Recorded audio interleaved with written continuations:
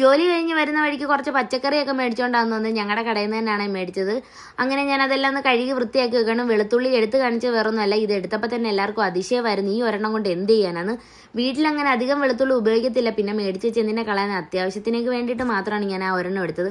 അങ്ങനെ പച്ചക്കറി എല്ലാം വൃത്തിയാക്കാൻ വേണ്ടി ഉപ്പുവെള്ളത്തിലിട്ട് വെച്ച് ഇനി നമുക്ക് ചിക്കൻ കറി വെക്കണം.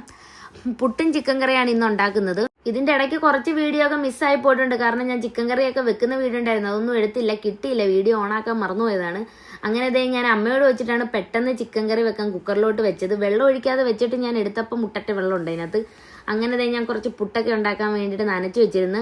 പുട്ടിൻ്റെ പിന്നിലും കഥകളൊക്കെ ഉണ്ട്. ഇത് കുഴച്ച് വെച്ചിരുന്ന സമയത്ത് യൂണിറ്റ് ടെസ്റ്റിൻ്റെ പുട്ടുപൊടിയാണേ, കുഴയ്ക്കാനെടുത്ത സമയത്ത് വെള്ളം കൂടിപ്പോയി. അപ്പം ഞാൻ വെച്ചെന്നാൽ ഇത് കളഞ്ഞിട്ട് അടുത്ത് വേറെ ഉണ്ടാക്കാമെന്ന് വിചാരിച്ച് വെച്ചിരുന്നതാണ്. അങ്ങനെ ആ പാത്രത്തിൽ നിന്ന് അത് മാറ്റാനെടുക്കാൻ വന്നപ്പോഴാണ് നോക്കിയത് കുതിർന്ന് പൊങ്ങിയിരിക്കുന്നത്. അങ്ങനെയാണ് എനിക്ക് മനസ്സിലായത് ഇങ്ങനെയാണ് കുഴക്കേണ്ടത്.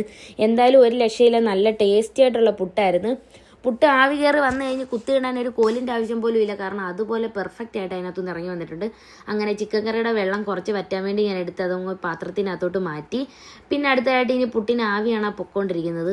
ഇന്നത്തെ ദിവസമാണ് എൻ്റെ ഈ ജോലിയെല്ലാം പെട്ടെന്ന് തീർന്നത്, കാരണം അല്ലെങ്കിൽ ഞാൻ ഇതിൻ്റെ പുറകിനെല്ലാം ഇങ്ങനെ ഇളക്കിയും ഒക്കെ നിൽക്കേണ്ടതാണ്. ഇതിപ്പോൾ എല്ലാം കൂടി ഒരുമിച്ച് അങ്ങിട്ട് കുക്കറിലടിച്ചപ്പോൾ കറിയും നല്ല ടേസ്റ്റ് ഉണ്ടെന്നാണ് എനിക്ക് തോന്നുന്നത്. എന്തായാലും ഇതേ പുട്ടൊക്കെ എടുത്തേണ്ട, കോല് പോലും വേണ്ട, നല്ല രീതിയിൽ പെർഫെക്റ്റ് ആയിട്ട് ഇറങ്ങി വന്നിട്ടുണ്ട്.